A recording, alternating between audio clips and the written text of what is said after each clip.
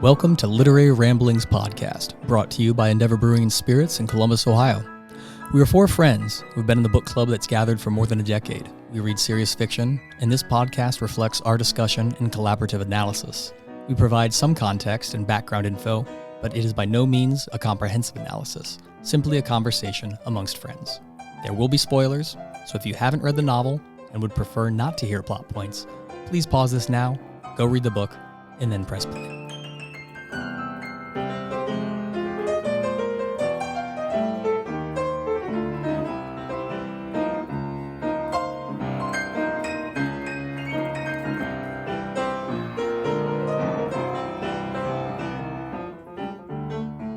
Hello, I'm Scott.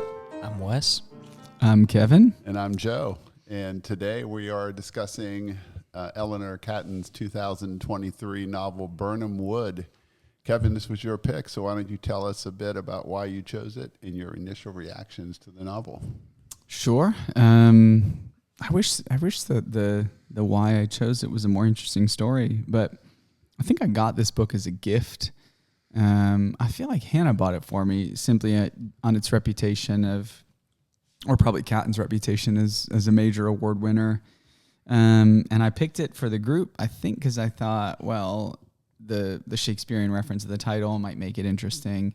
And also because I'm the resident member of the pod that's trying to push, any book that is modern, contemporary, or that anyone's reading anywhere in the world. My initial reaction, I liked but didn't love. I'm interested to hear what others have to say about style. I think it's a very quick and easy read. I appreciated some of the dramatic elements of the ending, but I don't think it was like a home run for me, but I found enough to be intrigued by. Yeah, I think my initial impression, probably similar to yours, it was a page turner. I was never bored reading it. And depending on what I'm reading, sometimes in the evening I'll pick up a book and I just can't get very far into it because it's dense or something and I don't have the energy. And one thing that was nice with this is that because the story was so compelling and the prose wasn't super difficult, it was easy to pick up at any time, and I read through it pretty quickly. I didn't love the ending either. I loved the ending. Oh, you loved the ending. Yeah, it was my favorite. I guess I would, well, we can get to that. We can get to that later. I didn't hate it. I guess based on the style of the book, I was expecting a different ending. Okay, maybe. all right. Yeah, I hear that.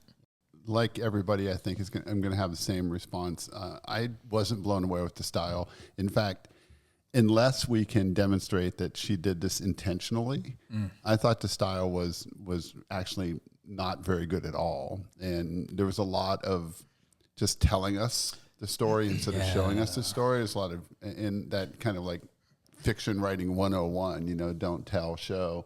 It just felt like there was a ton of telling. It was really fast, which again led me to feel like it was pop fiction, just a page turner. The characters felt kind of stereotypical, and the one thing I'm going to hold on to see if it's true, and this pod kind of brings it out, is this idea that it could be satire.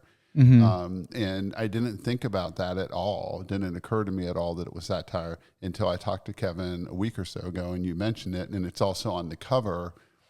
People magazine calls it a savage satire. Savagely.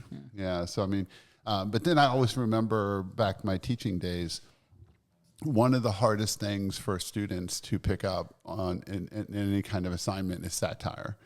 And if you want to screw up an AP test really quickly, give a kid a passage that's written in satire and tell them to analyze it for an AP exam, because they don't expect to be reading satire, so they usually take it at face value. It's a bit like people reading an Onion article and believing it to be true. Yeah, and if you don't know it's from the Onion, or kind of like that, of course, there's that legendary story that when Jonathan Swift first published A Modest Proposal, there were people who really believed that he was proposing that we should eat babies. And whether that's how true that is, I don't know, but it is definitely true that it is difficult to know you're reading satire sometimes if somebody doesn't give you some clue that this is satire. Right? Yeah, and it definitely to me felt like there was a satirical commentary on power structures and economics and resources in our culture, but I'm not sure that the text itself strongly defends it itself as being a satire of like the genre. Yeah. And that's what I want to bring up later in the pod. Like, if it is satire, what is being satirized? It's a really interesting question. And so let's dig into that. My basic thought is kind of like just with you guys too. I think we're kind of on the same page here. Like, I was excited just because obviously it's a reference to the Scottish play. And if anyone knows me, that gets me excited.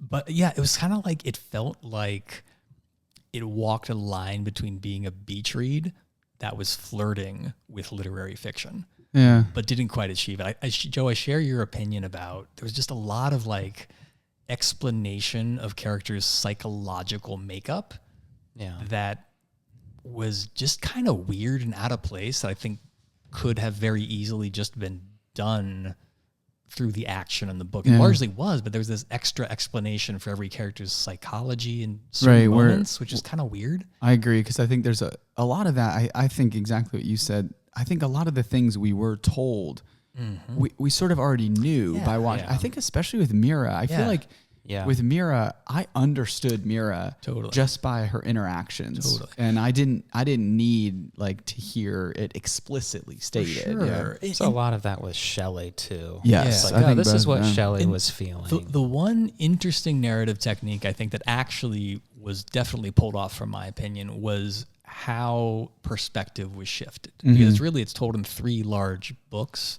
And there was this sort of like, oh, well, this section is starting the third person narration from another character's perspective, and it was done pretty well and seamlessly. And that was sort of a unique method that isn't super common. And I thought the author pulled that off really well. I agree. Like a third person shift, which is different. And I thought that was, but I'm curious to dive into the idea, because the idea of it operating as satire for me, like the linchpin was the ending. Which I really liked as kind of like a classic Shakespearean Act 5. But we can, a Chekhov. If you see a gun on the shelf in Act 1, it better go off. It better all happen. Exactly. That explosion at the end of like, oh my God, okay, I guess it's going down. It's like the end of Once Upon a Time in Hollywood, like slow burn and then just this Birnam Wood. Not to take us too far afield, I'm sure we'll get into it, but the idea of the book is a satire. I think it's definitely there, right? But I do wonder, when you're satirizing everything and everybody, are you actually saying anything at all? And I don't know. I have an answer, but I'll hold it. Okay. I'll hold it until we get there. So let's spend a few moments to review who Eleanor Catton is. And then we'll get into the book, but let's see who she is as an author. Perhaps the first thing that jumps out when one looks at her career is the contrast between her relatively young age and the ambition of her fiction. She published her first novel, The Rehearsal, when she was 22, and then she won the Booker at 28 with her 832-page novel. And then she moved into screenwriting, and then she returned with this novel, Birnam Wood, and that's what we're discussing today. So let's start at the beginning, Kevin. Why don't you tell us about her early days? Sure. Eleanor Catton was born in 1985 in London, Ontario, Canada. What does that mean? 2 years post high school. Well, she was born in London, Ontario. London, Ontario, and in Ontario Canada. is a part of Canada, right? 1985, so she's just a year older than me. She's very much a New Zealand writer. Her family moved back to New Zealand. Do you feel like a failure? No, not at all. Why would I? Well, I mean, we look at what she's done, and she's a year older than you. But you've lived like 3 times as long as any of us. And Kevin, she'd probably also know that you typically have a city followed by a province or state, followed by the country. Columbus, Ohio, United States. Yeah. Of course. Wait, and now I'm sidetracked. Is it true that she's the youngest winner of a Booker? Yes. Okay, yeah. Is that a trivia question for later? No. We've ruined it. So anyway, she moved back to New Zealand and grew up in Christchurch. Her mother was a children's librarian, and Catton said that her family didn't have a television when she was growing up, so she read.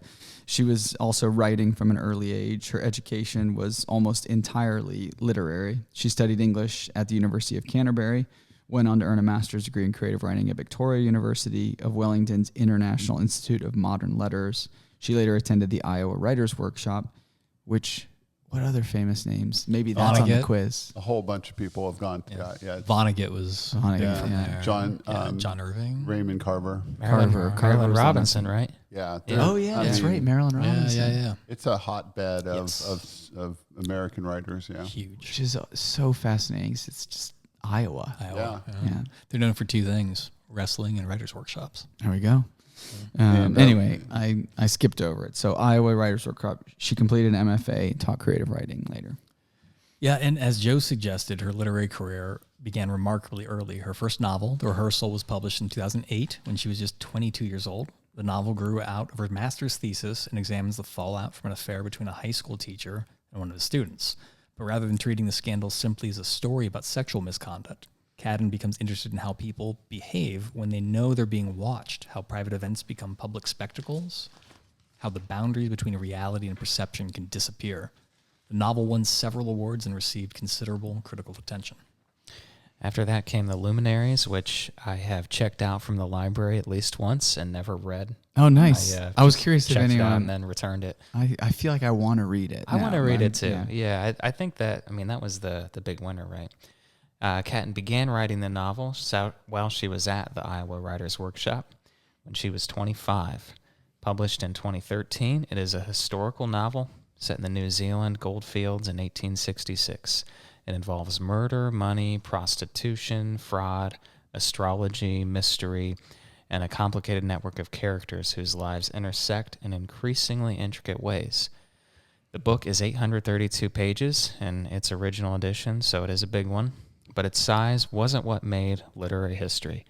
And we just talked about this. At the age of 28, Eleanor Catton won the 2013 Man Booker Prize, so she was the youngest person ever to win the prize. And at the time, The Luminaries was the longest novel ever to win it. It's an interesting tidbit. Yeah, and we'll get to the fact that she turns this into a miniseries in a minute here, but Granta named Catton as one of the best young British novelists in 2023 and described Catton's novels as combining plot with wit and psychological insight while probing what it calls the mechanics of society's failures and triumphs. And then we mentioned this too, but she does pivot successfully to screenwriting. She adapted The Luminaries into a 6-part TV miniseries that's available on Amazon. She also wrote the screenplay for the 2020 film adaptation of Jane Austen's Emma, and she's also been in other adaptations of her own work, including The Rehearsal. Yeah, in this 6-part television miniseries, my wife and I are on part 3. We've just finished a 3rd part of it. Oh, so cool. And it's not great. Okay. I mean, I don't want to slam Wait, it. of the Luminaries? The miniseries. I'm not talking about the book, so I haven't read the book. Yeah. Okay.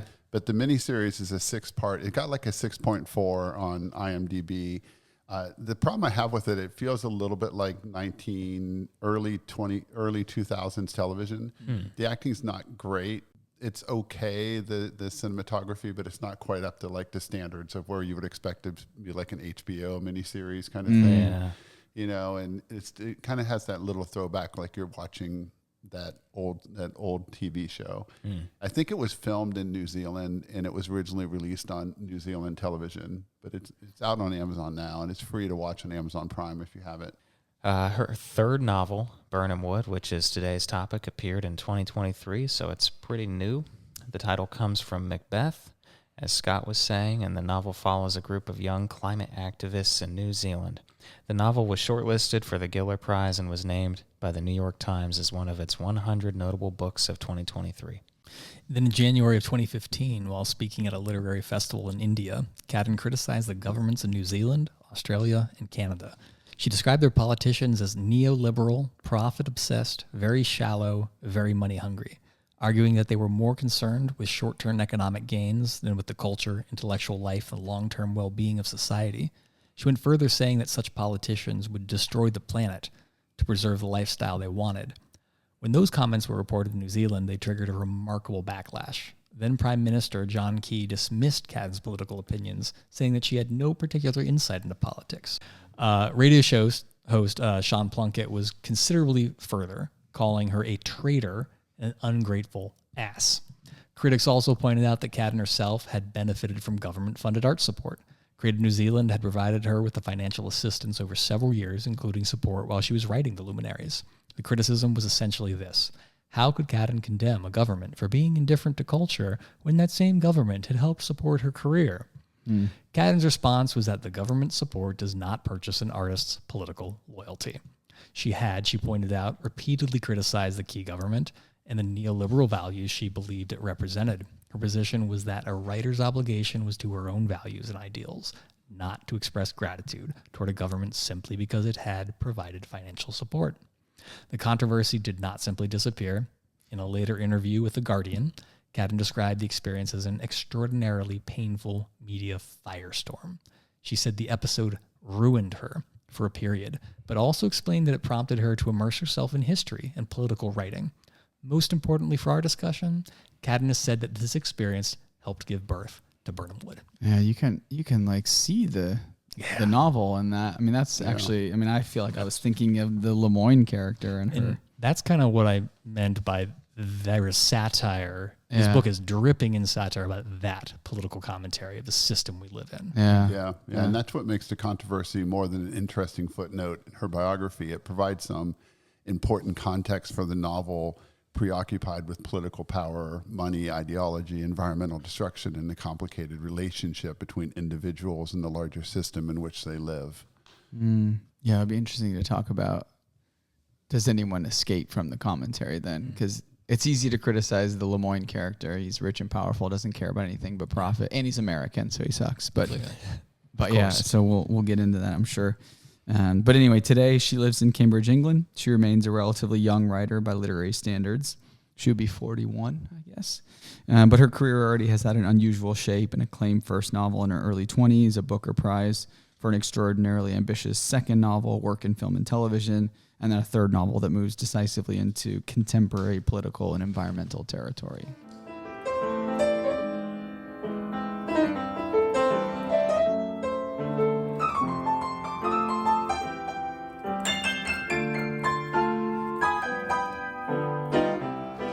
Perhaps it would be prudent at this point to briefly summarize the novel and then jump into analysis and criticism. So Birnam Wood begins with a landslide that cuts off the small New Zealand town of Thorndyke from the outside world. The disaster leaves a large sheep farm temporarily abandoned, and Mira Bunting sees an opportunity. Mira is the founder of Birnam Wood, a loosely organized group of guerrilla gardeners who secretly plant crops on neglected or unused land. She wants to use the abandoned farm for a much larger project. But Mira discovers that the property has already been purchased by Robert Lemoyne, an enormously wealthy American technology entrepreneur. Lemoyne tells her that he's planning to build a high-tech survival bunker there, kind of private refuge in anticipation of global catastrophe. Rather than turning Mira in for trespassing, he offers to let Birnam Wood use the property and even offers the group a substantial amount of money to get them going.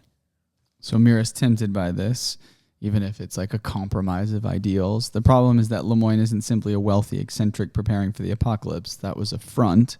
He's secretly using the remote location as a base for illegally extracting rare earth minerals from the nearby national park. The landslide that created the opportunity for him isn't entirely incidental to his plans. And Mira doesn't know that, right? Right. And this creates the novel's central moral conflict. Mira and Birnam Wood in general are committed to environmental activism and suspicious of concentrated wealth and corporate power. Yet here's a billionaire offering them exactly what they need: money, land, and the opportunity to expand their work. Mira convinces herself that she can accept his help without compromising the group's principles. Not everyone in the group is convinced, including Tony. Were you saying Gallo? Yeah, I said I Gallo. said Gallo, Okay. Tony Gallo, Mira's former lover and a former member of Birnam Wood, becomes suspicious of Lemoyne. He investigates and discovers the secret mining operation. Lemoyne, meanwhile, is using surveillance technology, including drones, to monitor the people around him. From there, the novel turns increasingly dark.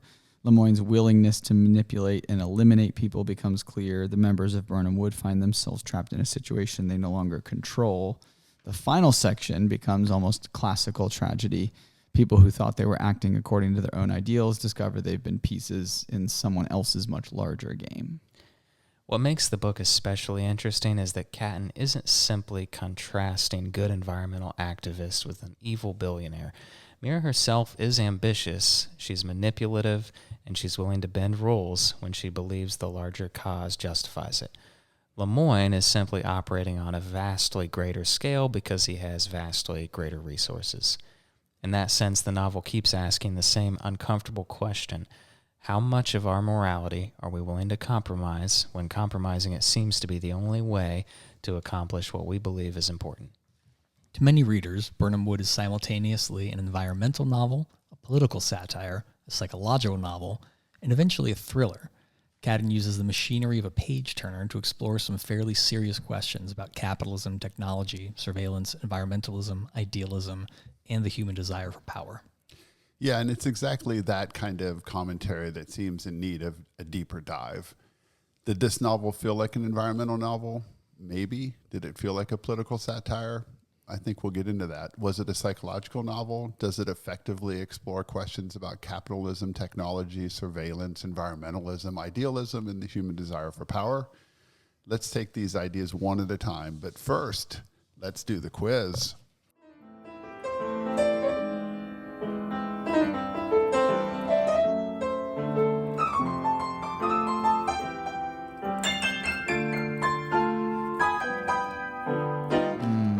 Yes, and by the way, I went back and did some research on this, and so of all the quizzes, Wes, you've answered the questions approximately 42% correct. This is made up. Scott, approximately 38%. Yeah, this is 100% made up. Kevin, 2%. Okay, that simply is impossible. I'm certain that my percentage is in the 80s. I think those numbers are pretty spot on from my recollection, actually. Got them directly. The minute he started saying it, I had like 1.5 seconds where I was like, this retired MFer really had the time? And then I said, no, there's no way. No way he's done the math. All right. Well, as all of you know, a billion is 1,000 million. And in the novel, Robert Lemoyne is a fictional billionaire. According to Forbes, how many billionaires are there currently in the world?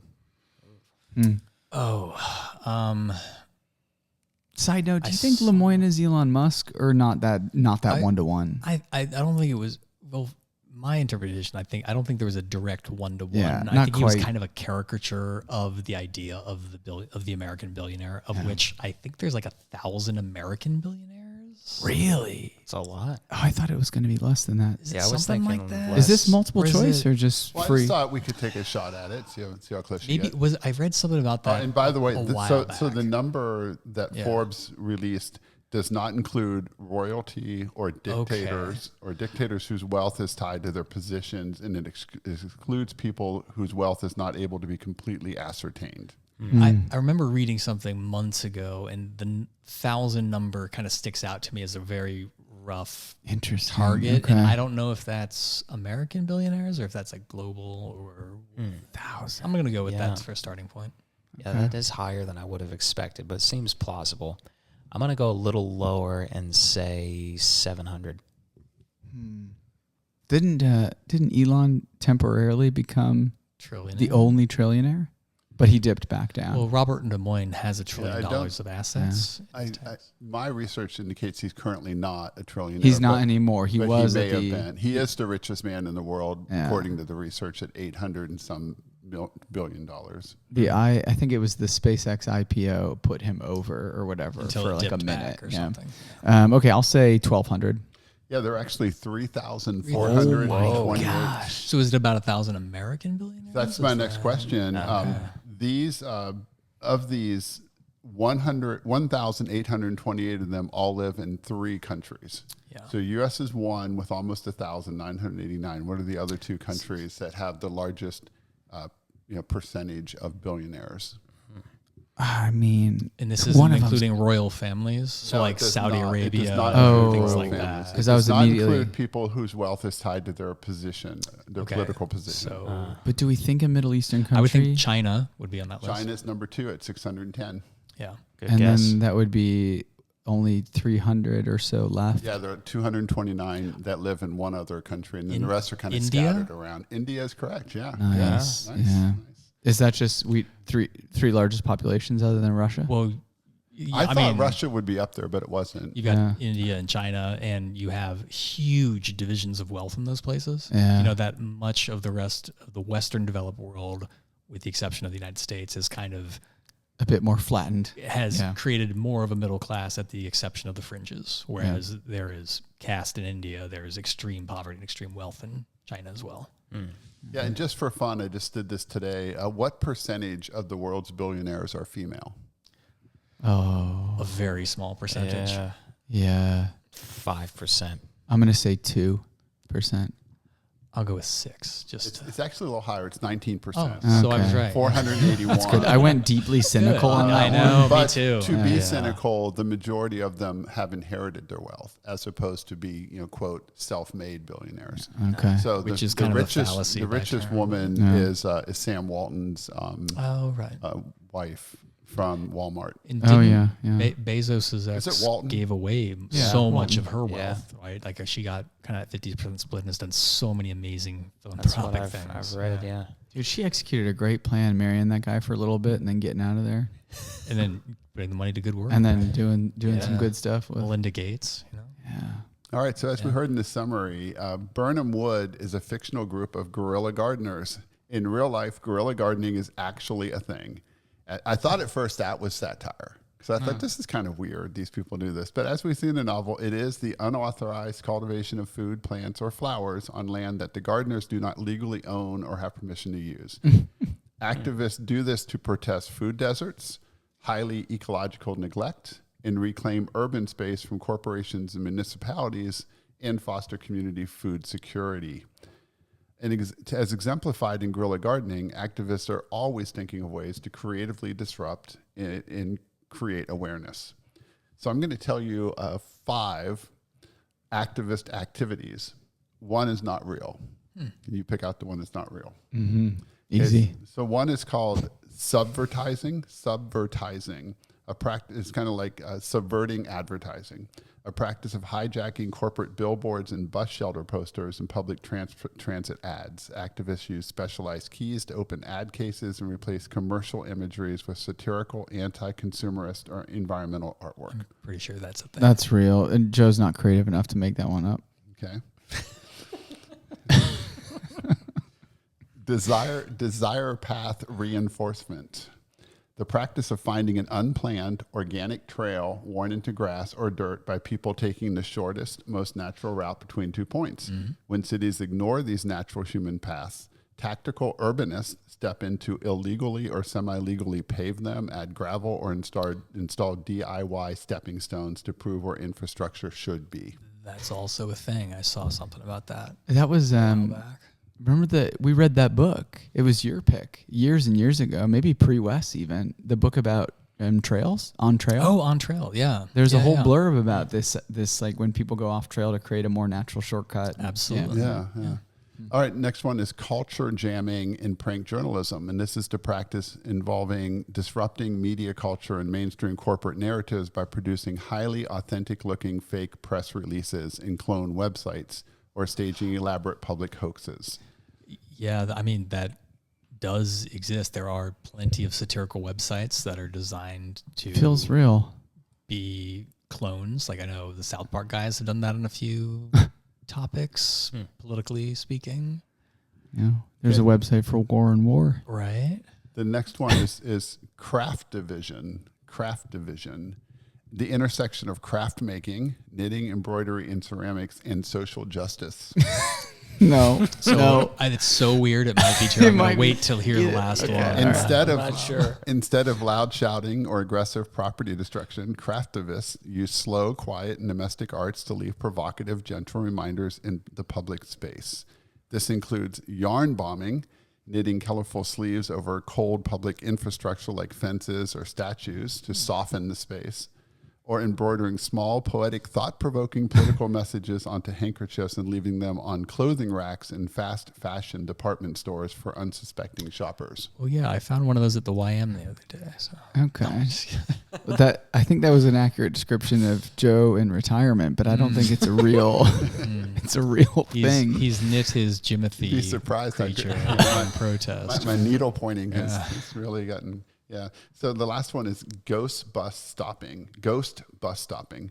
The practice is to install hyper-realistic, fully functional-looking public bus shelters, complete with fake route maps, benches, and schedule displays at intersections that desperately need public transit but are ignored by city planners with the goal of tricking commuting citizens into waiting there, thereby generating community demand and embarrassing the city council into officially adopting the route. Wow, that's kind Feels of a like it brilliant idea. Feels like it would embarrass the waiters more than it would embarrass the city. I have to admit, they all sound like that could be a thing. I agree. All right. I'm gonna go with the bus stop. I'm going ghost bus stopping. Okay. I guess I'll hop on board. You are correct. You're getting on the bus? That one was in my fictional mind. I was between the last two. Yeah, but it's like crafting one could be real. In the end, it sounded real. But if you would have told me before I read the book that guerrilla gardening was a thing, I would have doubted you. Yeah. Because it doesn't feel, I mean, I'm going to offend somebody maybe by making this comment, but it doesn't feel like you're really making, like, who cares? You want to plant like tomatoes in the back corner of my backyard. Okay. Yeah, it's hard to see like what. I don't feel like I'm going to be outraged by this. But the fine people at Chase Bank would be really offended if you did that to their campus. Okay. Yeah, well, I mean, true. I think But it's like. is that what they're doing? They're Well, going, they're going on, like on a manicured other campus or like a golf course or something. No idea. I'd imagine like there's probably a lot of things like the lots in an inner city urban area. Like think of about a place, maybe like Detroit or New York, where you have a poor neighborhood and food deserts, and there's this empty lot, and why not Why aren't we garden using in it? there Yeah. and not really looking at ownership or getting permission? Yeah, I just don't feel like the city authorities are going to make a big deal out of that, right? If there's maybe the person who actually owns the lot. We actually had an example of that here in Dublin, Ohio, where people planted a bunch of corn, but then Medusa showed up. Medusa? Yes. Turned it all into stone. Joking here. Yes. Got it. Yeah, there's a famous thing in Dublin, Nailed it. Ohio, with this field of Landed the plane. stone corn, concrete corn. But I suppose ridiculous. in a similar way, Terrible joke. That's not a joke. In a similar way, in Grandview, there was an empty space down on Goodale, and it was an ad hoc dog park. It was fenced in. It was a big empty space, and it just became a community dog park, and everybody took their dogs there and exercised them off leash. And at one point, it got shut down. The owner of the property, maybe for concerned about liability or something, reinforced the fencing, put up big signs. This is not a dog park, blah, blah, blah. But it was just a big, empty, undeveloped field. Yeah, I think one thing I feel like in the book that I struggled with is like I failed to really see like the objective of guerrilla gardening, and I think even and again, I don't know like how generous are we being towards Eleanor Catton. Like I don't know that I really understood what Birnam Wood's like end game was. Like, was it that they sold the food to communities that needed the food?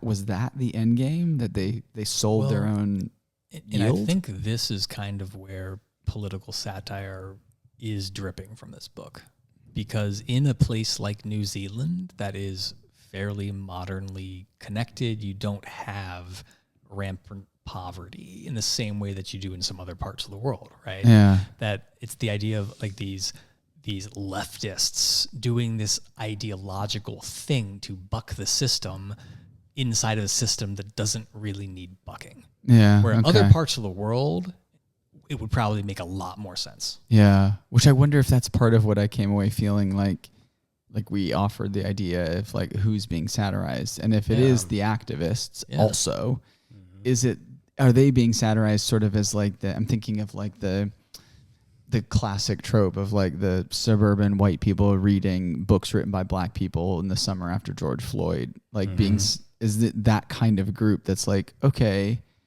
we see your activism, but what is it accomplishing? Yeah. And like, what actually are you doing? Is it performative? Other than making yourself feel good, right? But that doesn't quite work for this book, does it? Because these people have like, for They've better made or worse, they've sacrifices, given their right, lives to right. this. Yeah. I don't know. Maybe we'll get into that more later. Well, but only a couple people have. Right, Like for most people involved, it's kind of like a little bit of a side thing that maybe you're right. kind of sort of working on. Yeah. And Mira and Shelley are the only ones that are really like That are like trying all to in. make That this Shelley's happen. on her way out. And she's on her Right. way out. Yeah, I was going to say the same thing. I mean, we see a couple of people who, at least at one point, have been pretty devoted.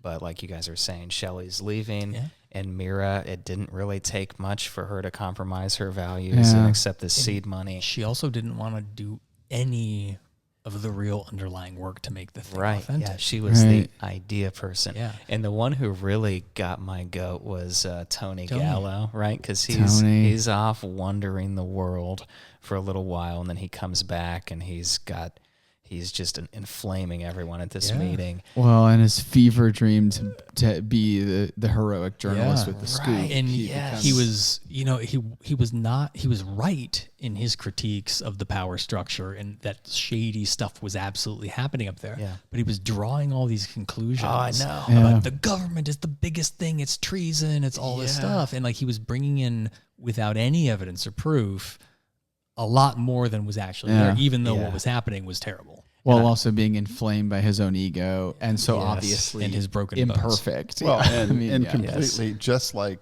Birnam Wood is using the resources of the millionaire and the billionaire, he's using the resources of this one night stand girl. He took her car. Well, took his sister's car. Oh, it's his sister's car. Oh, I thought he had the girlfriend that it was his. But he took the car he borrowed. I thought that was her car. It was Victoria, his sister. The girl I kept thinking was gonna Rosie. I really felt like she was gonna return to the novel in a meaningful way. She did. I wondered that too. There's when he gets kicked out of the meeting, though, there's a conversation he has with his mom and his sister the next morning. Yes. And all I could think was, this guy is such a child. It's like hard to read almost. Yeah. All right, well, we'll get back into this. So in the novel Birnam Wood, as you know, there's a lot of drone technology. And so I'm curious, same thing as the last question. I have 4 things that, 3 of these things drones can actually do, and one of them drones cannot do currently. So you pick out the one they can't do. I got this one easy. Ultra lightweight, high altitude drones covered entirely in solar panels are now capable of staying in the stratosphere for months at a time, essentially acting as low cost, flexible, and eco-friendly alternatives to satellites. Okay. Seems plausible. Yeah. Drones can now emit low-frequency microwave pulses paired with thermal sensors to create a live, high-resolution 3D map of underground soil strata, pipelines, and aquifers down to the depth of 30 feet. Okay, that feels like the tech we see in the book. With advanced hyperspectral sensors, a drone flying over a forest or farmland can look at how light reflects off leaves to detect the chemical composition of the plant. This allows them to identify a fungal infection or nutrient deficiency days before the human eye could see it. So I think that's like LiDAR spectrometry. I think that's the thing. Okay. And finally, inspired by bird flocks and bee colonies, swarm intelligence allows a single operator to launch dozens of drones simultaneously. The drones communicate directly with each other to divide up a massive search and rescue grid. Yeah, we know that's true because they use it for entertainment now. Yeah, right. Coordinated. Yeah. So I think that one's true. Maybe number 1? I'm going to go number 2. I think number 2 is what I'm feeling. What's number 2 again? Number 2 was being able to thermal map a 3D underground soil strata, including pipelines and aquifers down to 30 feet. I mean, that is in the book, but maybe that's a fiction of the book. So maybe number 1 is right. Number 1 was the drone covered in solar panels, so it can stay in the air for months. It seems plausible, but maybe. I guess I'm going with 1. I don't know. All right. Yeah, the one that they can't do is they can't do the high resolution 3D mapping of underground soil. So I was right when I said 2. Yeah. 2. There you go. All right. So what's that bring my percentage in the up? book? Again, Kevin that's was not wrong. really what they were doing, right? They were using it for. It was not thermal mapping of the underground. Right. Yeah. Right. Yeah. I kind of forget what that. Yeah. All right. So finally, in the novel, our friend Robert Lemoyne is able to gather a lot of data from others by hacking into their phones somewhat seamlessly. In fact, in the novel, Robert doesn't need his targets to click a suspicious link or download a sketchy app. He infiltrates their phones remotely and silently. Just a straightforward question. Can this actually be done? Oh, Yes, because he creates his own cellular network. And you can if you connect to that network, he has then access. he can intersect that connection that he is then providing the internet to. I think the answer is yes. I think it is The way it can was be done. described, I'm pretty sure can be done. Yeah. Yeah, I would say yes. I mean, if you're on your home network, I don't think someone could do that. Not as easily But, as yeah. it's done. Yeah. Yeah, so the answer is it's kind of can be done, but it's done a lot easier in the book than it actually would be done in real life. That makes Huh. sense. So this perfectly mirrors something called real world zero-click attacks. Real cyber weapons can infect a mobile phone entirely without the user interaction. So the level of access he achieves is accurate to what a top-tier mercenary spyware can do. However, where it dips into fiction is how seamlessly, instantly, and independently Robert executes these hacks. Zero-click attacks are the most expensive commodities in the tech world. A single zero-click attack can cost millions of dollars on the private market because tech Jeez. companies patch them as soon as they are discovered. He's just flippantly doing them from his phone to right. check out this dude. Yeah. Right. And Robert's a multi-billionaire, drone mogul. Maybe he can afford it, but it requires massive institutional backing and an ongoing pipeline of fresh, unpatched vulnerabilities to work consistently. And in real life, deploying these attacks usually requires a dedicated infrastructure team to manage the anonymous servers, domains, and software maintenance. Robert manages it all on his own and seems to just the ease of a man clicking emails in his laptop. So it's a little bit, it's made to seem a lot easier than it would be in real life, but the technology technically is there. Maybe it's prophetic of a privilege the ultra rich will have in 10 years. Yeah. Perhaps.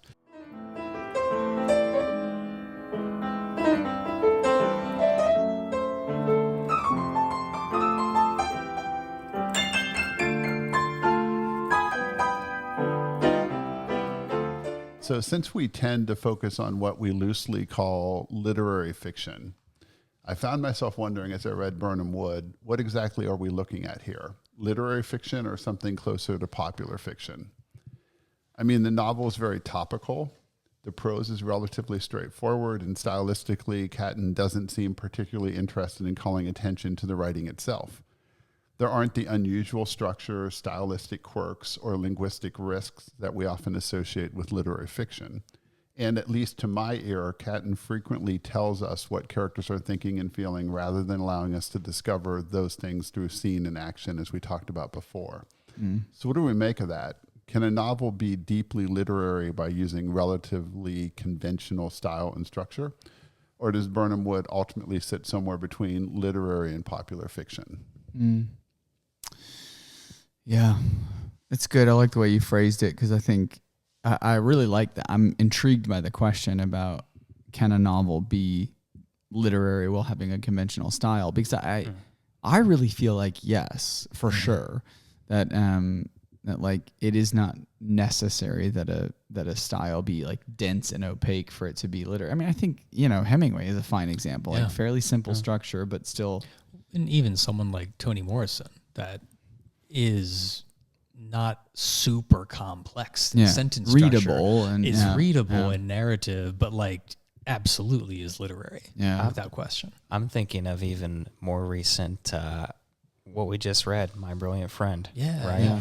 That was, in terms of the writing, well, I thought the writing was good. It wasn't doing anything crazy complicated. But I think what that did, that for me elevated it more to the literary fiction, is the relationship between the two women was very, very interesting and drawn out, and it didn't tell us what to think. It was very complex. It was very complex and not predictable.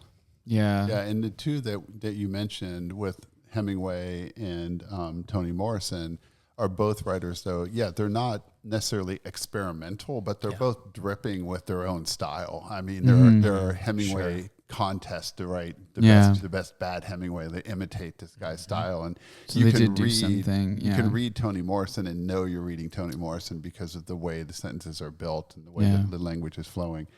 I'm not sure. She doesn't. Catton I'm not doesn't sure have if that. I showed you a page of this, like you could identify, this is definitely Catton. Yeah. Like we talked about Krasnohorkai. Yeah. And I've now read another of his novels, and I'm halfway through Satan Tango. And yeah, I mean, the style is there throughout all his novels. Like you start to recognize this Even guy through does translation. This guy does this with his style. Yeah, even through translation, right? Yeah, So and I just hopped into, I guess I'm about halfway through Mason and Dixon now by Penchon, and that's another one where it's just unmistakable. I mean, even among the maximalists, he has a voice that you can't not recognize. Yeah. I think it would lead me to conclude that there's at least a couple ways into the category of literary fiction. For sure. And I think it feels like we all agree, like, if Catton leans into that category, it's not through style. I mean, I feel like your opening statement, Scott, was really like, you kind of talked about, like, is she straddling the line? Yeah. And for me, it's like, stylistically, she's leaning towards beach read, but I feel that there's like enough complexity in the ideas she's exploring, and that her themes or concepts lean literary, though her style leans beachy. It's kind of like, my question is this literary fiction flirting with a beach read, or is this a beach read flirting with literary fiction? Yeah, which is it? I'm not sure I have a strong opinion on which it is. Yeah, I like that way of phrasing it, though. It identifies that she's doing something that's there. Yeah, and we can only ask, I guess, is she doing it intentionally? Correct. Is she well aware that she could write this differently, and she did this again in satire? You know, she's satirizing what popular fiction. She's satirizing the thriller genre. But if that is the case, then we have to figure out to what end. And I claim ignorance in the sense that I haven't read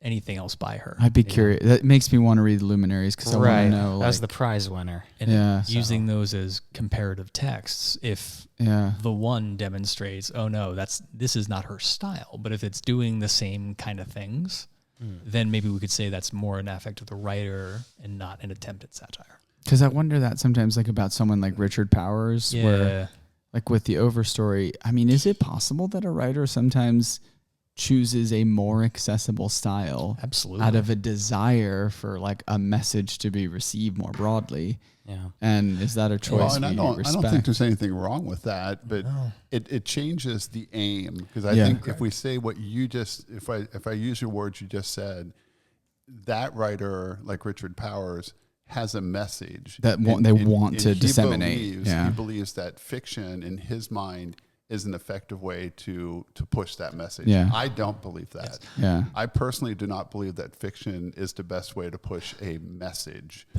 of like social change and in some of a contemporary social issue. Well, I don't know, but I think that when we talk about literary fiction, really we're entering the realm of asking the bigger question of what makes art art.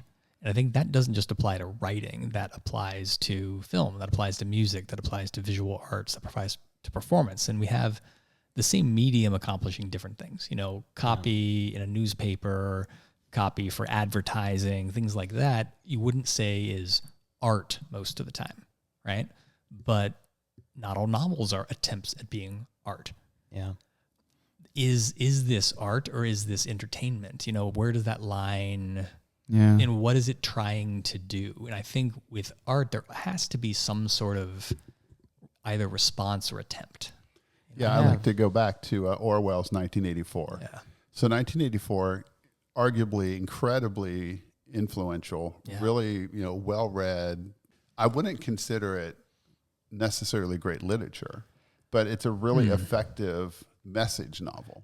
Yeah. It does a really great job, and it's had a huge impact on the world. Yeah. But I wouldn't put it up there with, with the highest levels of what I like to call literature, because I just don't think literature is designed to do that. This is okay. So okay, go ahead. Yeah. I had two disparate thoughts here on this. I wonder, with her being in film, is there a part of her that was writing this and thinking about an adaptation at the same time? Because Quite it would possibly. work. It would work well, I think. Yeah.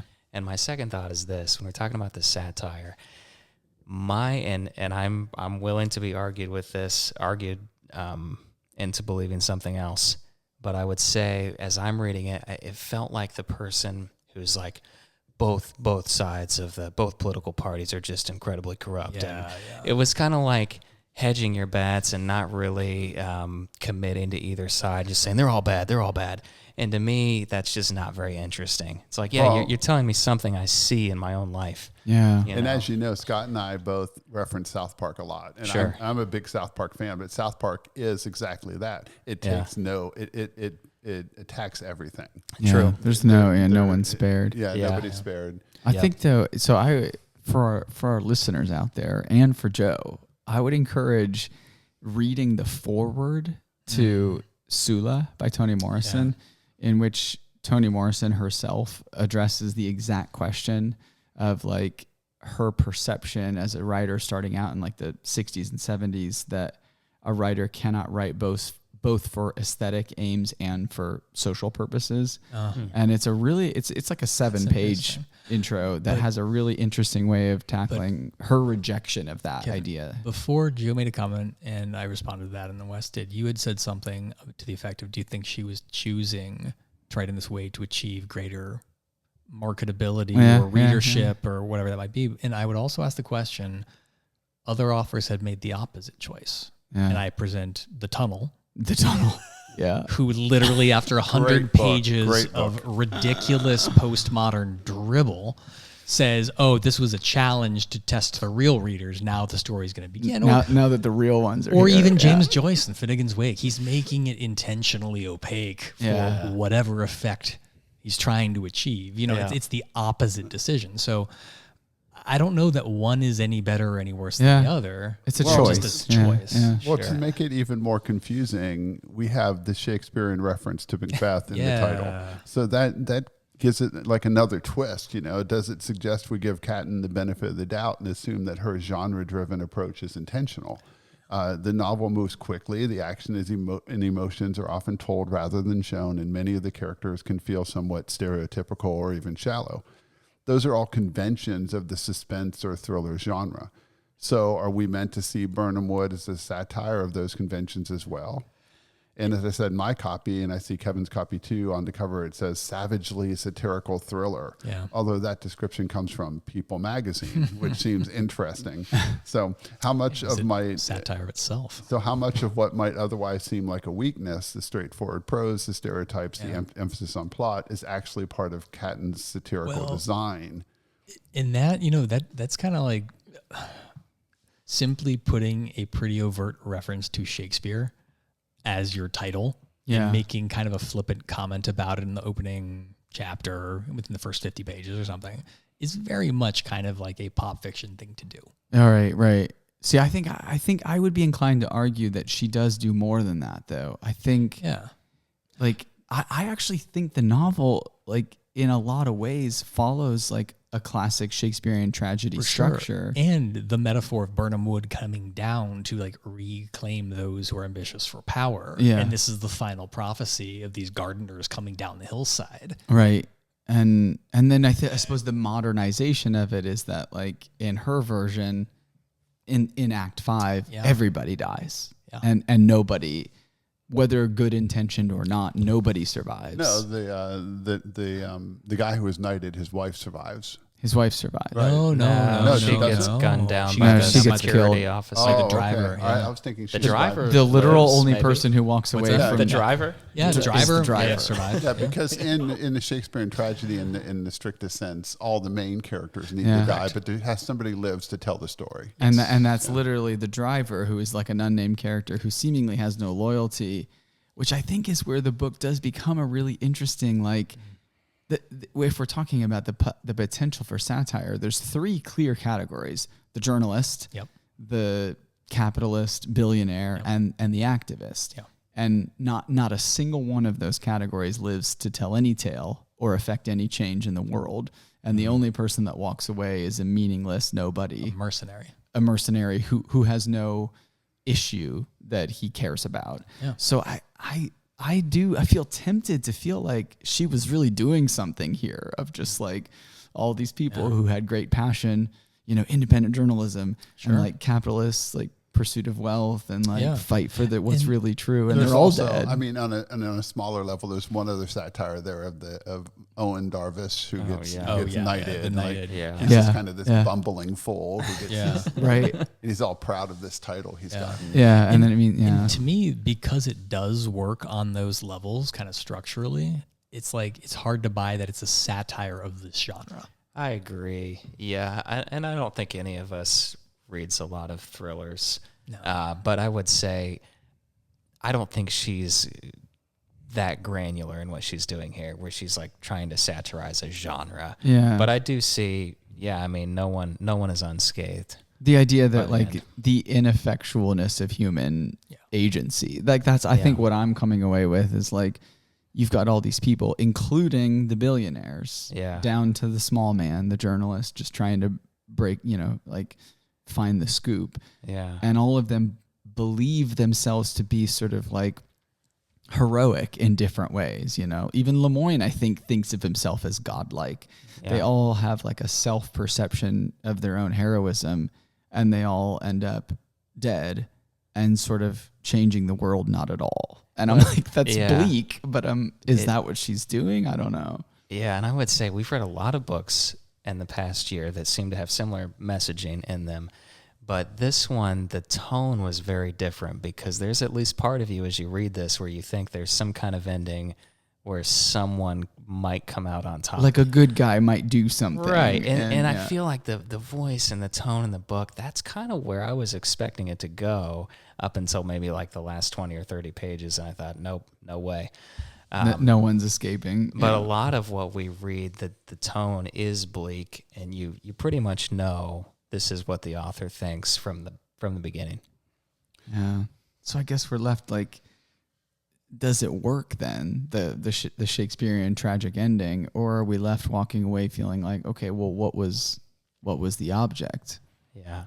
Yeah, we left with a feeling, a very pessimistic message. And I know, I've been accused of being a pessimist or being, contrarian or whatever, but I feel like she's kind of pushing it all the way to the edge. Like there's nothing redeemable about this human culture that we're a part of in modern days. Like every side of it is corrupt, and every side of it can be tempted. No one makes a difference. No one. Yeah, and I actually have thought about the money thing that the Birnam Wood group so quickly, jumps in bed with the billionaire as soon as the money's offered, and they take his LSD and they have their acid party in their ranch, and it just gets more and more absurd. They all move to this millionaire's ranch where this guy's putting in a bomb shelter so he can survive the apocalypse, and they just feel okay about it because they're going to take his money. They want his money so they can become what, like a corporation. Yeah.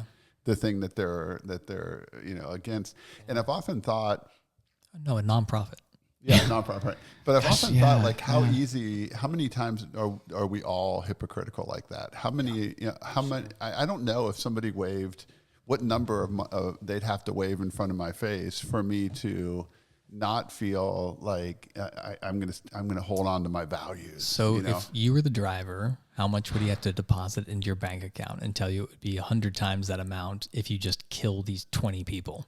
Yeah, I don't know if I would actually, commit murder or something. I'm talking about just kind of, because I don't think the Birnam Woods people are thinking like they're killing somebody, but they're compromising the thing that they actually claim to be, they believe in. Like, I believe in public education. I spent my career as a public teacher. But if somebody said, hey, Hecker, leave before I retired, here's, leave that classroom, come over to my private school and I'll pay you $1 million a year. Would I say, no, I'm a public educator. I believe in public education. You'd say, I can do 5 more years. Yeah, I think I'll do 5 more years. Yeah. Here's my direct deposit, So I wonder how many people actually do have the integrity to turn away the wealth. Absolutely. And like we find people often very critical. I find this a lot, particularly in like European football. Soccer, when these big stars are given, like a big controversy has been like the Middle Eastern leagues, the Saudi league has been paying superstars ungodly salaries to get them to go play there. and there's a lot of human rights issues. There's homophobia. There's these real legitimate social issues. They did the same thing with golf, right? With golf and the Live Tour, and yeah, I see all of it. But if you are a player and they with a short career and they offer you $100 million, that will set up your family for generations beyond just a comfortable salary, these kind of things. I mean, we're talking generational wealth. It's not an easy question. Yeah, and so many times because we're not faced with it, we're not actually given the opportunity to sell out for the money. Yeah. We can pretend like we never would sell out for the money. It's easy to be critical if you don't have the offer on the table. Exactly. Well, and that's like I feel like stuck with this. We're back to this question. I feel like always of like, are we giving the book too much credit? Because I think even what you're saying, Joe, is like there's an idea here of like corrupting the entities that are supposed to be incorruptible. Yeah. And so we expect Lemoyne to be corrupt because, rich people are. But the Darvishes are a slightly different thing where like they seem like decent people and then they're corrupted by this sniff of power, this knighthood that just sort of, this literal event where like the bestowing of power upon them creates a chain reaction that leads to their, and then Birnam Wood is tempted by the money. This kind of stuff that we're talking about, we're not reading too much into the novel. The fact that we're having this conversation and can look at layers of depth means it's in there whether the author intended it or not. So the work stands up. My pushback would be, is she trying to use this style in a satirical sense? Yeah, I'm not sure that argument would hold up in my mind. Sure, I agree. It has the structure, it has the characters, it has the social commentary, absolutely, and it's done on a really high level. Yeah, I do want to push back though on the Darvishes being decent people because they share bathwater. That is absolutely disgusting, unforgivable. I was wondering where you're going with that, but you do. You ultimately have like the novel is a story of all of these people being dragged into corruption and including the quick compromise of the environmental group. And so that's why the drama of Act 5 of this book for me is... are also compromised. Yeah. They're taking the sell out of the land. They're doing all this stuff. Yep, they're selling it. And even Tony, cashing in, who seemingly doesn't compromise, we also see that he's ineffectual. And you could make an argument that he compromises at the end when he burns down the forest. He causes tremendous environmental damage by trying to expose an environmental damaging thing. He's also probably the most myopic character. Oh, totally. In the entire book, who is so out of touch with reality, but so convinced he's the only one with the answers. Yeah, he's got a real savior complex. Yeah, and I guess it is complicated because I think you said this earlier, Scott, like he's not wrong in the sense that like something truly horrible is occurring and he has discovered it. And so in that sense, he is the prophet, like who is announcing the great injustice. But as a journalist, he sucks because he didn't actually put any of it together. And he's the 25-year-old being made fun of in his kitchen by his sister, like Wes was talking about, which just makes him look ridiculous. Yeah, and but he's in many ways like what Kevin's saying. He's the crazy prophet. He's the person who's trying to convince everybody that something's real and nobody's willing to see it because the guy has no credibility. And so here he has information, but he can't convey it which is the first thing Lemoyne says. This guy's got no credibility. He looks him up. Gosh, I'm curious to reread the ending because I remember having a thought when I finished the book, and I don't remember anymore what it was about. Like, is the ending written in a way that we're supposed to have any hope that like justice is done? That the conspiracy and the corruption is uncovered, that Tony's fire draws attention. Are we supposed to feel any hope at the end, or are we just left kind of like you were saying, Joe, with that like depressing modern, it's all shit and no one, nothing works. And I can't remember how I felt at the end. I did not feel that there was a lot of hope. I guess you could probably read it more than one way, but for me, when I finished, I was like, yeah. Actually, Like I said, I don't think the ending is bad. I just felt like it was incongruous with it, certainly with the first two parts of the book. Well, maybe that is an interesting comment on what you said earlier, Scott, about the shift in perspective, because you're right. There is a sense, I think, at parts of the book that like a good guy might triumph, and then it certainly doesn't go that way. Yeah. Yeah, well, there were two. I'm just going to be a little nitpicky, but there are two things that I thought really jumped out at me as they weren't necessary in the novel at all, but they were there, and I'm not sure why they were there. And the one is the acid.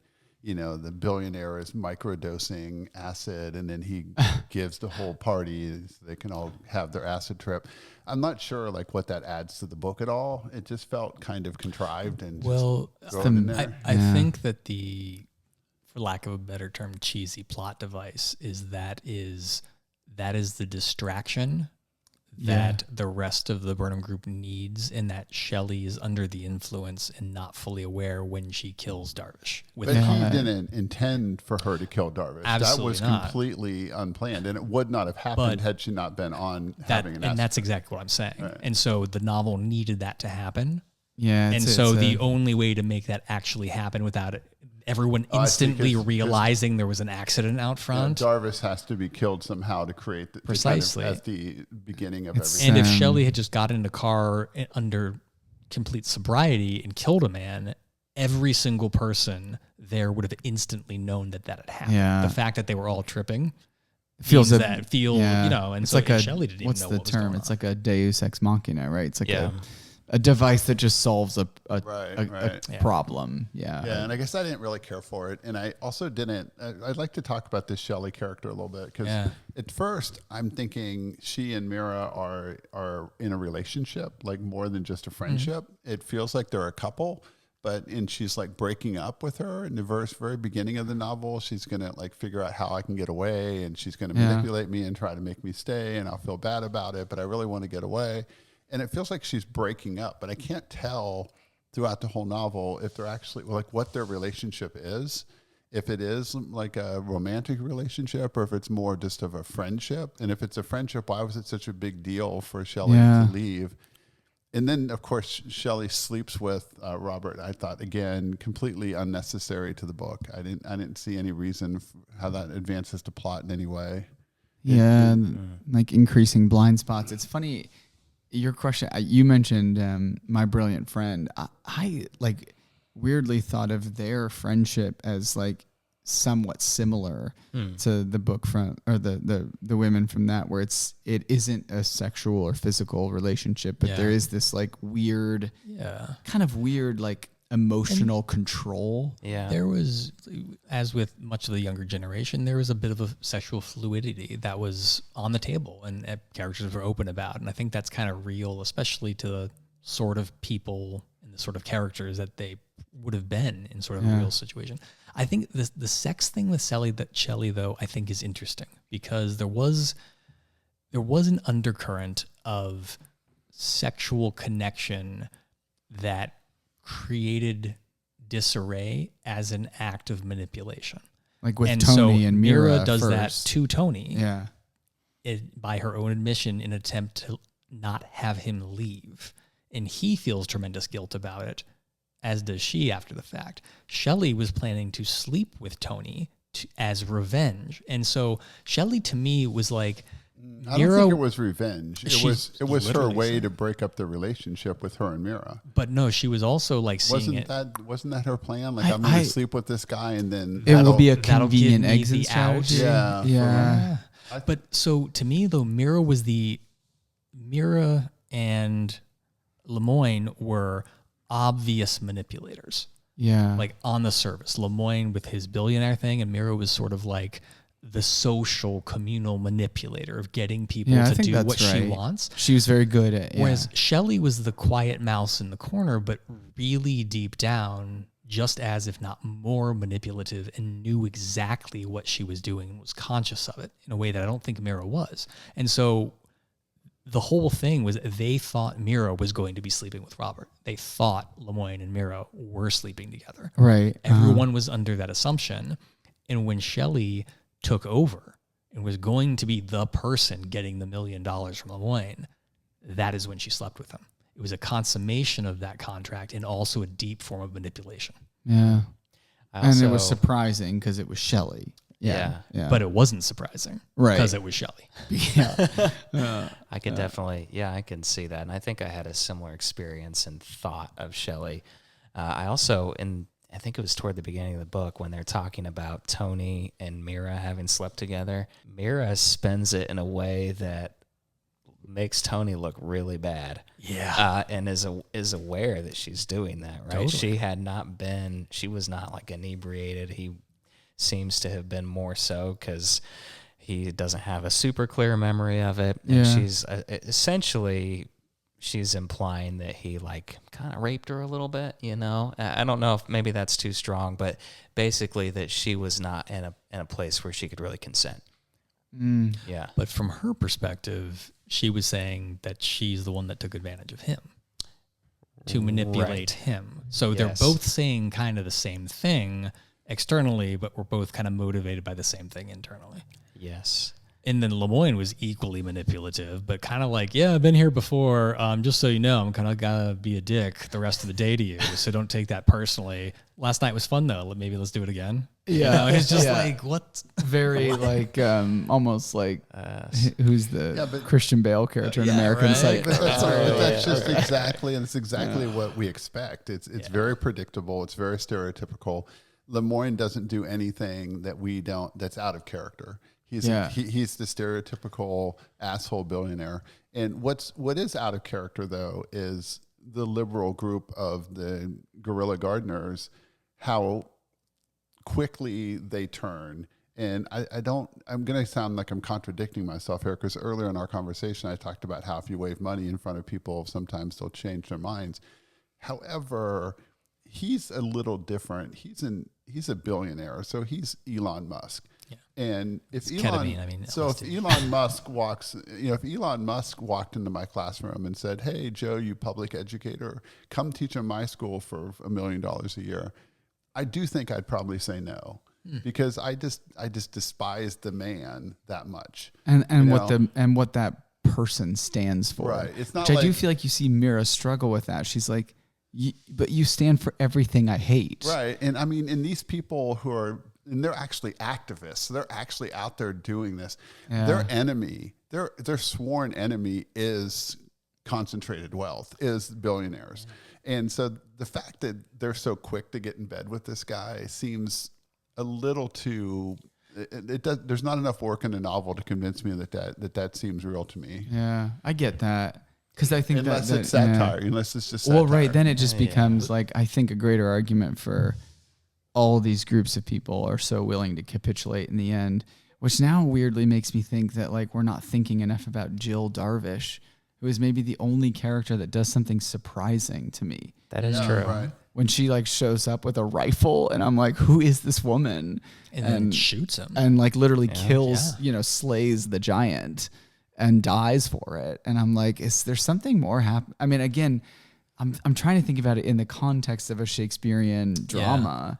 Yeah. I'm like, is something happening here where like all these idiots die and this random woman shows up? The couple of things that just from a sticky plot device feature that didn't quite work for me right at the end there was they went through all this best private security, militia, lockdown, changing codes. They didn't think to change the padlock on the fence on the back entrance.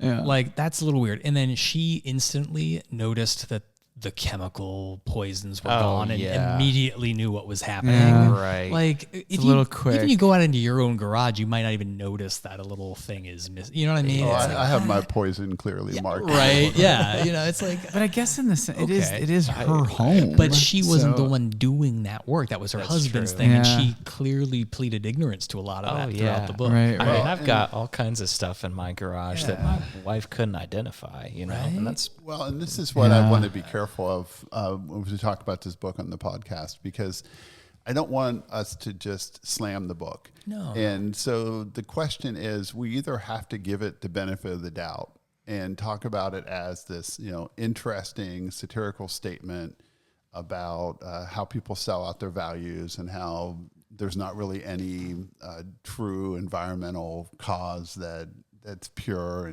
and noble, and maybe a few other things we can throw in there. or we have to start kind of picking it apart and saying, well, everything's kind of fast, and how did she put two and two together so fast, and why didn't they change the lock on the gate? But the book invites us to have those questions because there is so many details about some of the other stuff, like the phone hacking and this giant mineral mining program that it's all secretive seems also really unlikely that he'd be able to pull this off. And because the book is so plot based. Yeah, exactly. It's dependent upon the plot to work. Those idiosyncrasies, like other books can get away with that if they're not dependent on the plot. But this is a sequence of events that is entirely dependent on what happened before it. Yeah. And so you kind of have to ask those questions. Yeah, I think that's exactly right, especially when there's so much explanation about how Robert is able to get information on everybody. Yeah. So that's really detailed. So then that leads the reader to want to believe that everything needs to be explained pretty carefully in this book, and it's not as we get further into it. But it should all make sense, yeah. And I know this is maybe picking it apart again, but even the whole thing with his interest in funding Birnam Wood, to me, that was like, maybe, it's like this guy, even if he had to have some kind of connection to an environmental group to make himself look a little bit better, I wouldn't believe that he'd go in there without a plan. He would already have had something lined up, right? Yeah. So to just do this spur of the moment. Personally. Yeah, right. Yeah, why is he even risking his whole mineral operation here? Yeah. Why was he physically there to begin with? Well, he was there because he was working on that mining.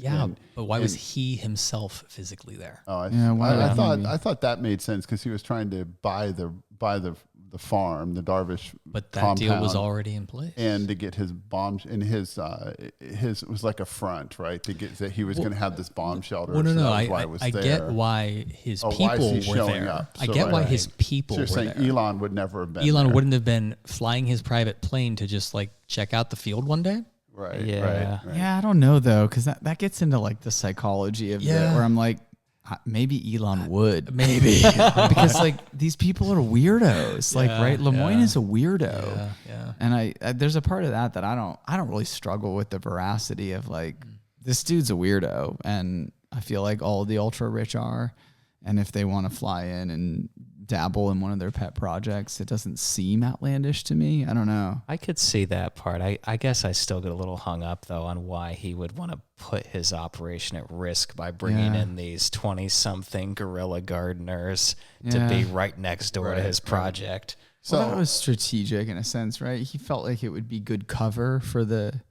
I mean, that was the idea. Good cover to bring in, like you're saying, this really minor group. Wouldn't it make more sense, like to actually partner with some internationally known, aid organization or something? And that's why I thought, like, if he had to do that, he would have come in with a plan.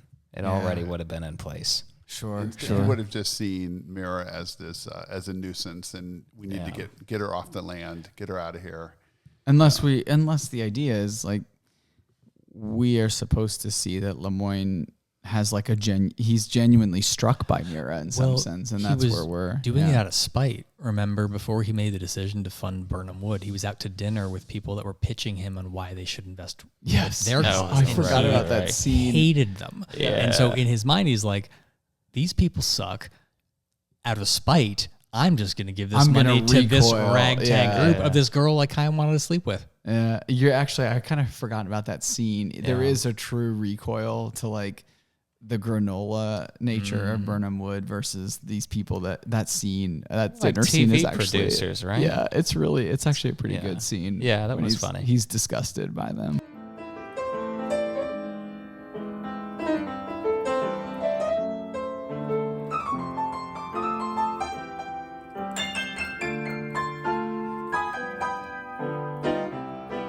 Right, so an idea that just occurred to me, getting back to the literary fiction versus popular fiction, one clear distinction I think all of us agree upon is that literary fiction is likely to survive and popular fiction is kind of around today and gone tomorrow. Rooted to a particular span of years. I feel like that's where this book is tripping me up here, because I just don't see how 50 years from now anybody's going to read this and say, oh, this is interesting. It seems way too just spot on about what's happening right now in the world today.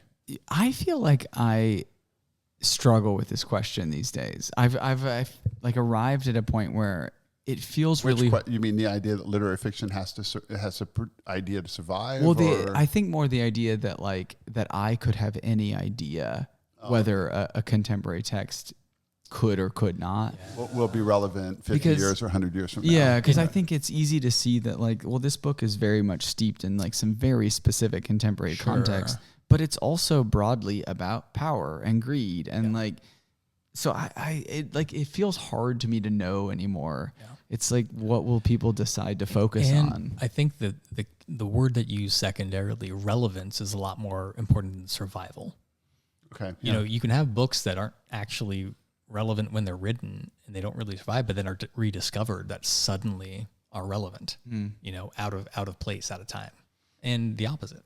Yeah, because I mean, we look at Shakespeare, we look at even the James Hogg novel we read.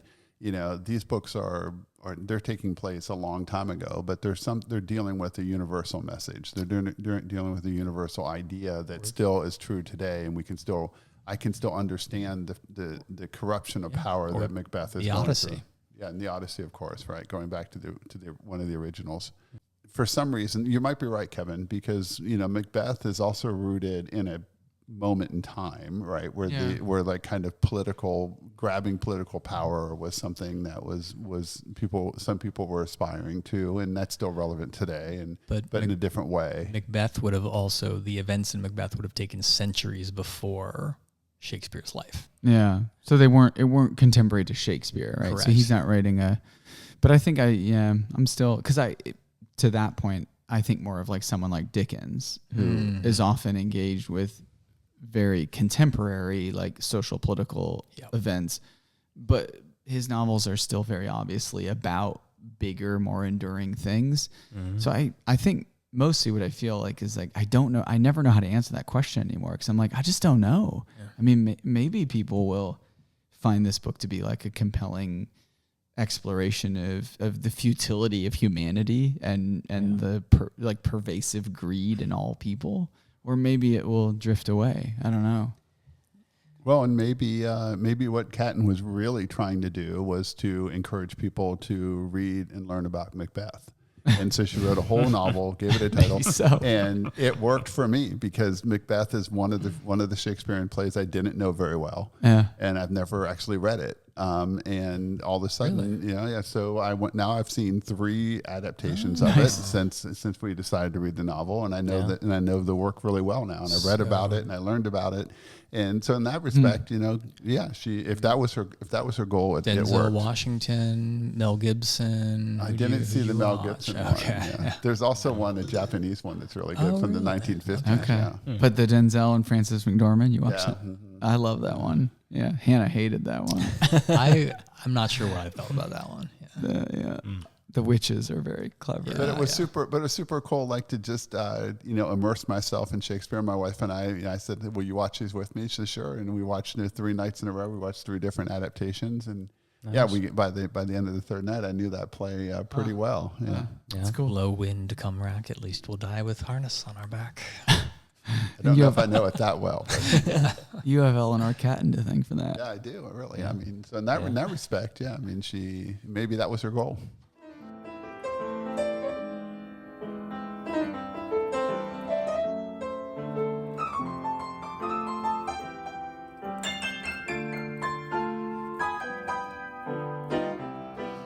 All right. Any final comments?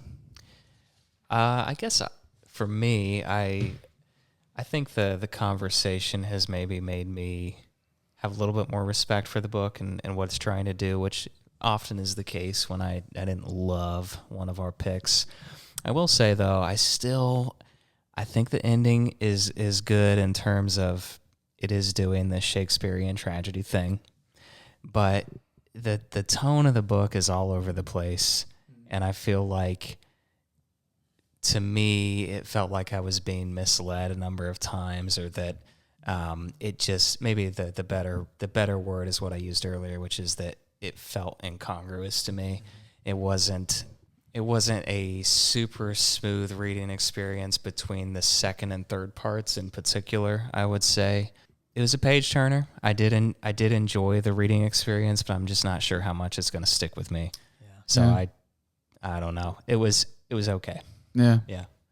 That feels fair. Yeah, I think I enjoyed reading the book, and I think like a lot of people are saying, I was intrigued, and I wonder too if like the way you're talking about it, Wes, like maybe I felt a little bit more misled than I'm even realizing, because I do feel like I was moving through the book with sort of an eagerness to see like where these tensions and like conflicts were going. Yeah. And in a sense, like the eruption of the final act was like, oh, it's just that. It's just like everyone's dead and nothing happened in the end. Yeah. So I think I'm stuck kind of, I feel like I need to ponder what I feel about the ending, what I feel. And I really do feel like I'm missing something about Jill Darvish. Yeah. Her showing up in this final moment is so random to me, and like picking up a rifle and like murdering a guy. I don't know. Let me make one other comparison here. I'm all about bleak entertainment. In music, movies, books, I really do enjoy that. And I guess the reason I reacted the way I did to the end is because this didn't feel like a bleak book to me. Yeah. And it was like, I hate to compare it to this, but you know the movie The Breakup, Jennifer Aniston, Vince Vaughn, right? You think it's going to be a funny movie. I mean, it's probably 20 years old. You think it's going to be a funny movie the whole time. You know, there's some funny things that happen. You're like, are they going to get back together? Are they not? And then they don't. Yeah. And it's like, wow, this movie really misled me. It's actually I'm angry very now. devastating. Yeah, it is. It's very sad. Well, and good. I do think Miss Darvish makes a little more sense if you see her as being Lady Macbeth.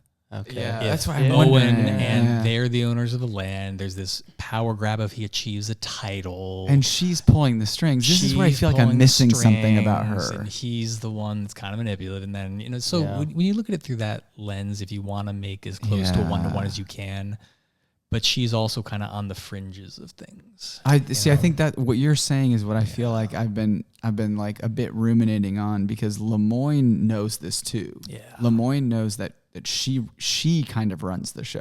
Yes. And that while he's the one being knighted, it's really Jill that's why I'm stuck thinking like maybe there's more happening here than I quite realized. I don't know. Yeah. He's not a complete idiot though, because he knows that but she's neither is doing Macbeth. it, and he does like that she Yeah. And Macbeth, neither is you Macbeth. can read that he's kind of letting his wife think she's Yeah. more in control than she is Right. in some ways, So I wonder if there's like more intention there than I realized, but perhaps a bit. And I think my takeaway is similar to what we've discussed, in that I really I think it really works on that exploratory sort of perspective, of what is going on in the world today. And these are some interesting characters, and there's a lot of interesting commentary. And to me, it's done on a very high level that we can really get into and discuss these things. And I think it's worth a lot of merit for that. The vehicle itself that this is being told through does a few commendable things, but for me, largely fell a little bit flat, So I've kind of ranked this as that, literary fiction 1B, or it's a good it's a really good beach read that has a good amount of literary merit to it. it's the marijuana of the literary world, is what you're saying. Yeah, there you go. Or the LSD microdose. There you go. Yeah.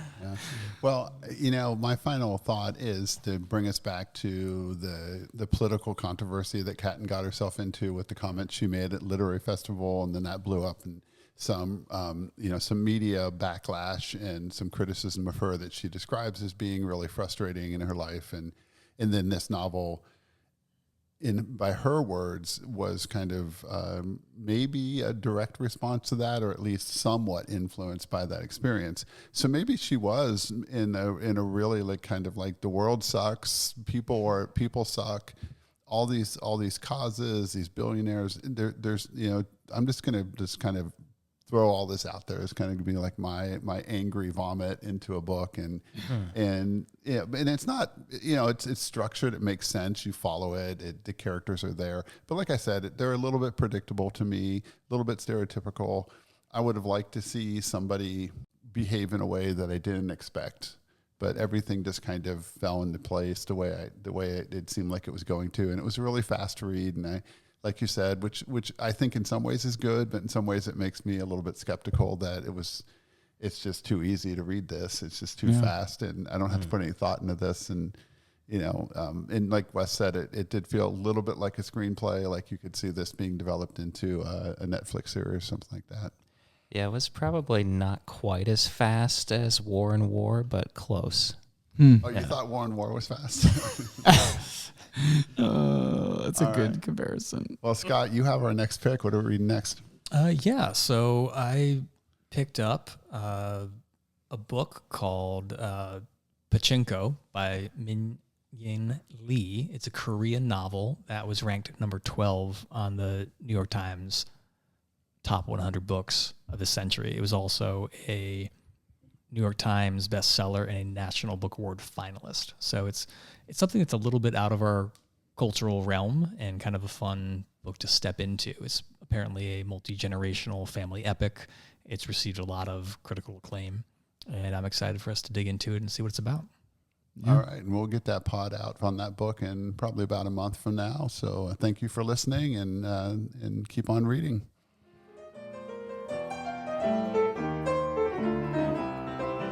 Hey there, podcast family. If you love what you hear on Literary Ramblings, then don't miss out on the chance to join our growing community. Here's how you can help spread the love and support the show. First, make sure you're following us on your favorite podcast platform, whether it's Spotify, Apple Podcasts, or wherever you tune in. Hit that follow button so you never miss an episode. Next, show us some love by liking our episode. It only takes a second, but makes a huge difference in helping us reach more listeners just like you. And finally, if you enjoy a particular episode, share it with your friends, family, and colleagues. Word of mouth is powerful, and your recommendation could introduce someone new to the podcast they've been searching for. Remember, the more followers, likes, and shares we get, the more amazing content we can create for you. So join the conversation and help us grow by following, liking, and sharing Literary Ramblings today.